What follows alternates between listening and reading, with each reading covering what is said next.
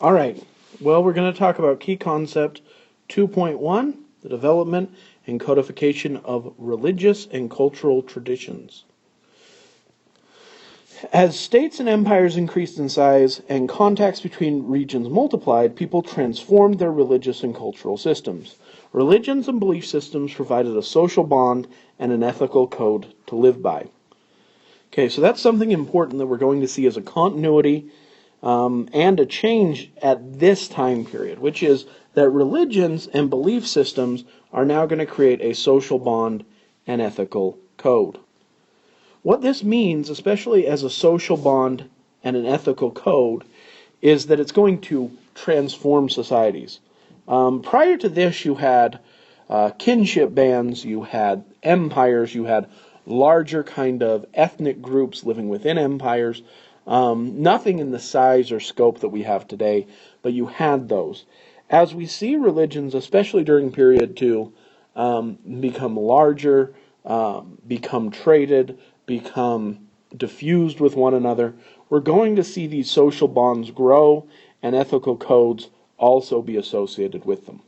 So one of the first things we see is this social bond. It becomes an identifier. People really start to identify kind of who they are in the scope of religion. I'm a Hindu, I'm a Confucius, I'm a Christian, I'm a Jew. Whichever one you have, it becomes to be a social identifier. Kind of, you're born into the religion, it's a social group that you're created that transforms or transcends different state societies. So you can have multiple Christian states, but they talk to each other, they communicate because they're the same religion. It creates this bond across and within communities.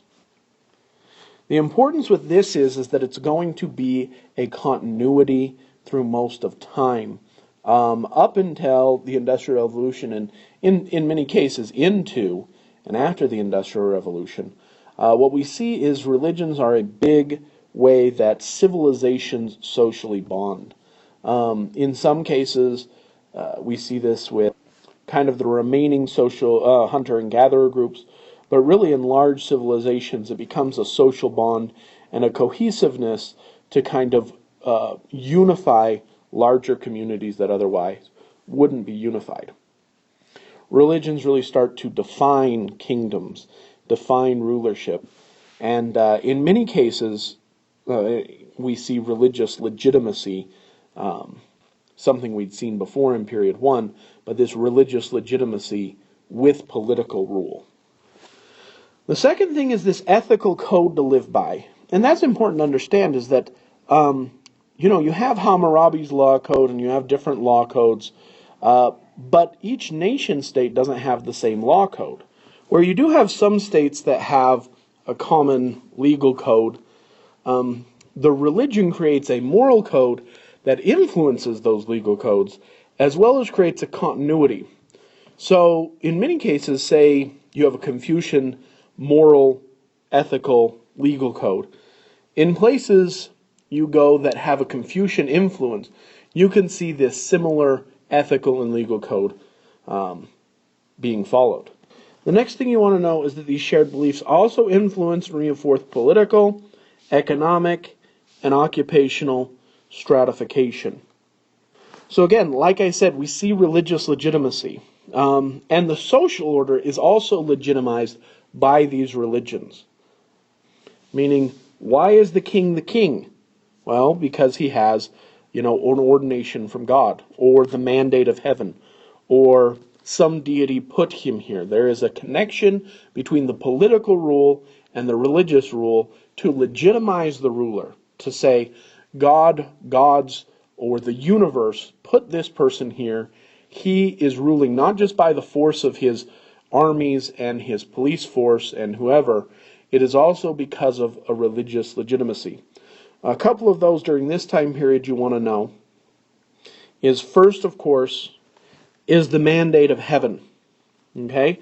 And if you remember, that is the Chinese mentality that you, as a ruler, were chosen by heaven, the universe, to rule. And this was created by the Zhou dynasty. Now, this is in period 1. This does happen in period 1. It's about 400 years before period 2 starts, so about 1000 BCE. What starts to happen is the Zhao dynasty sees the Shang dynasty and it says, boy, those guys are corrupt. They don't belong, they don't deserve to be rulers anymore. At one time they were good, but their opulence has corrupted them. It is our job to take over.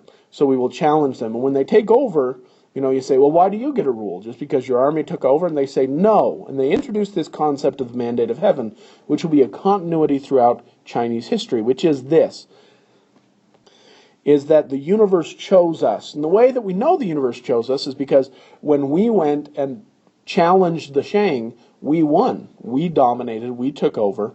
Clearly, we are the people that should be in charge. The way that you can lose the mandate of heaven is just like we said, a different dynasty can challenge and beat you. Years of flood or oppression, too many peasant revolts. Basically, you don't do a good job, someone challenges your rule, they take over. And really the mandate of heaven is self-enforcing, in that, well, let's say the Shang win, then the Shang just say, well, the mandate chose us. We got chosen.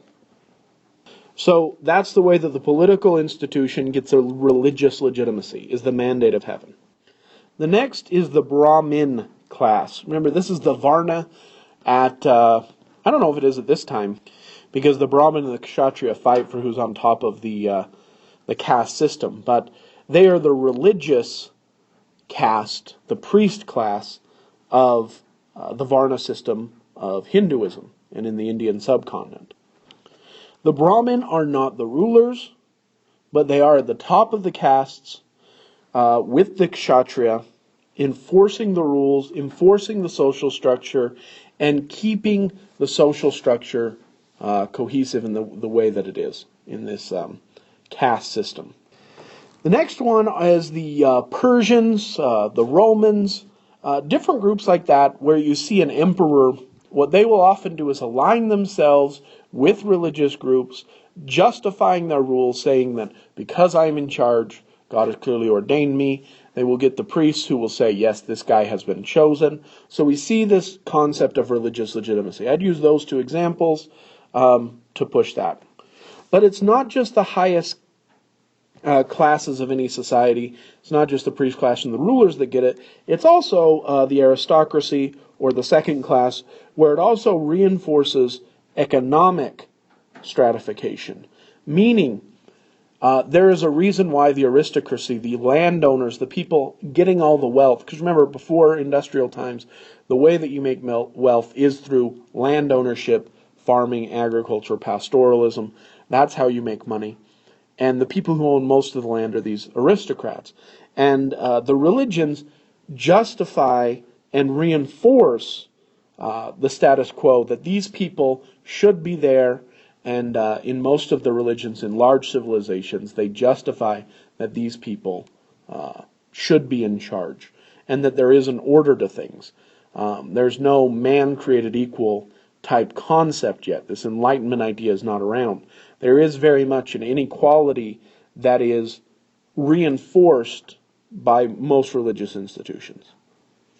And that, of course, goes on to the occupational as well.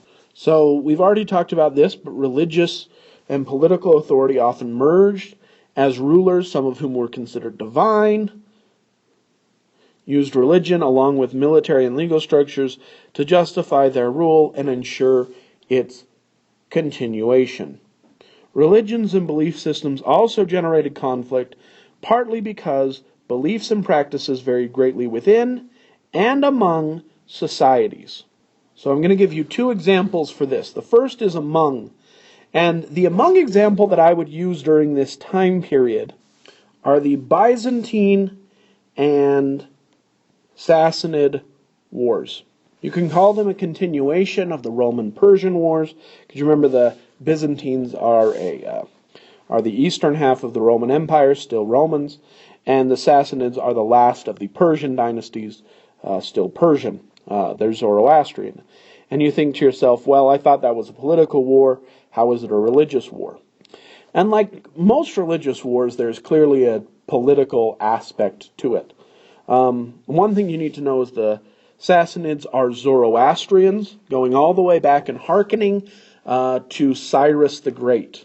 You'll remember Cyrus the Great. He's the first guy in the period 2. He creates the Persian Empire, this huge spanning empire that really starts period 2. And he is a Zoroastrian.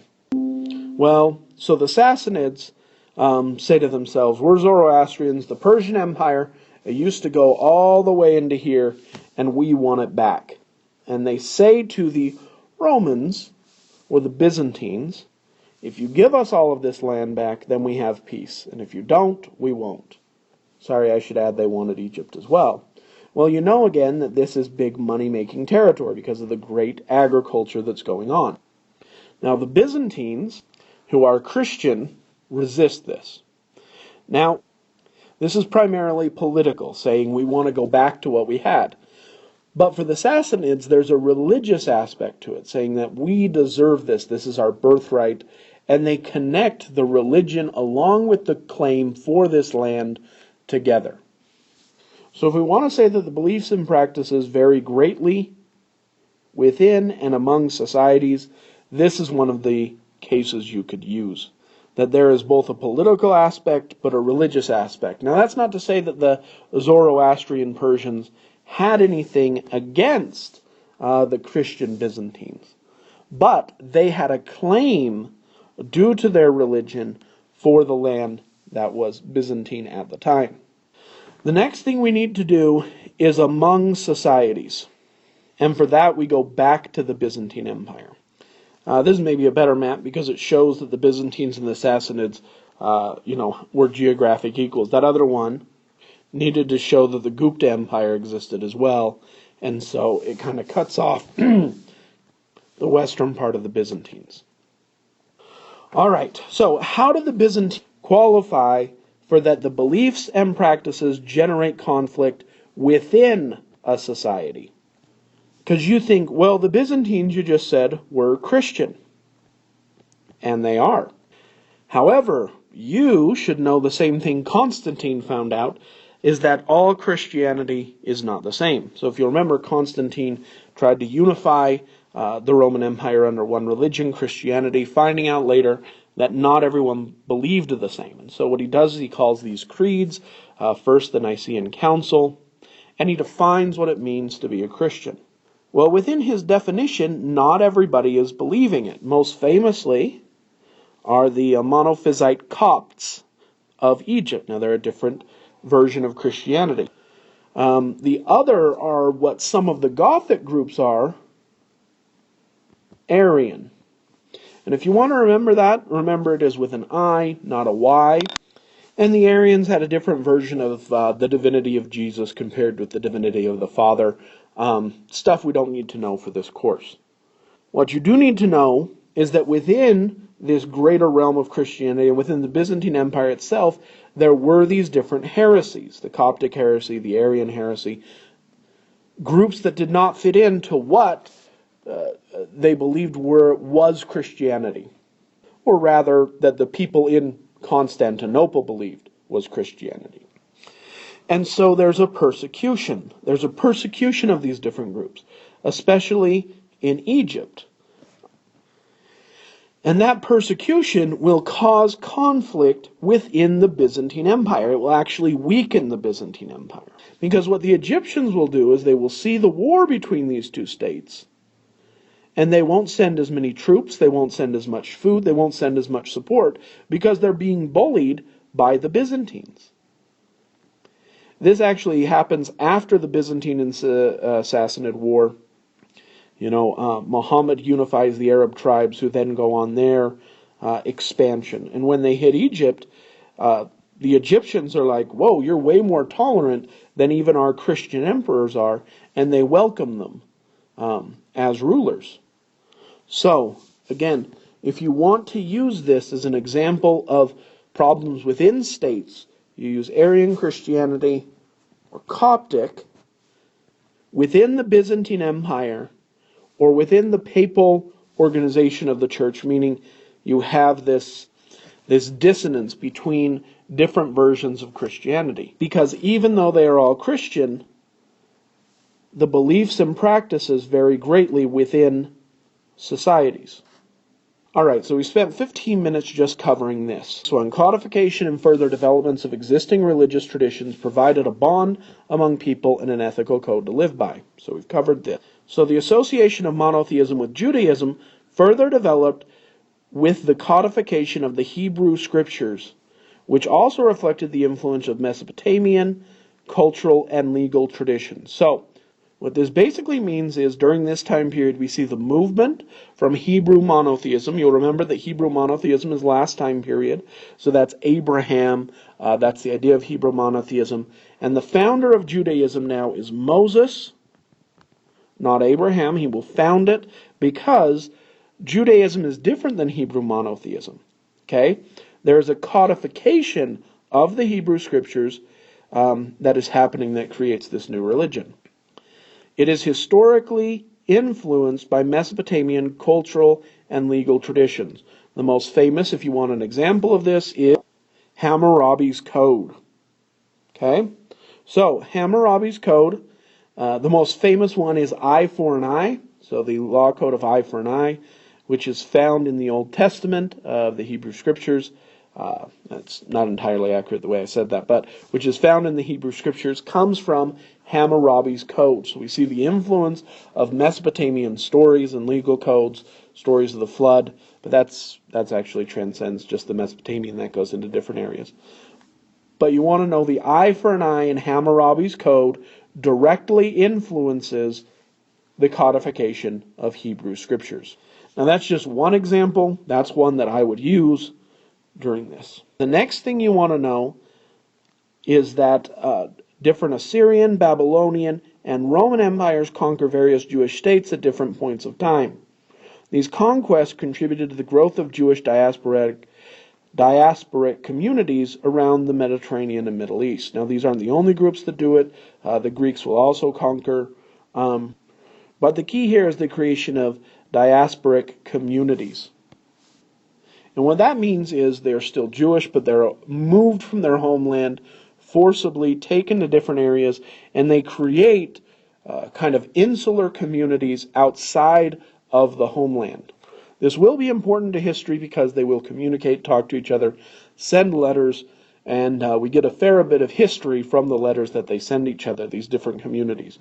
But know that they spread around the Mediterranean and the Middle East, and that there is a cause for it, which is that the Assyrian, Babylonian, Romans, and Greeks conquer them, various Jewish states, at different points in time, and separate these Jewish states. All right, so we have a good concept of 1a. And you want to use this as an example of a bond among people and an ethical code to live by. So the codification of the Hebrew Scriptures creates the ethical code to live by. This is where you get the Ten Commandments.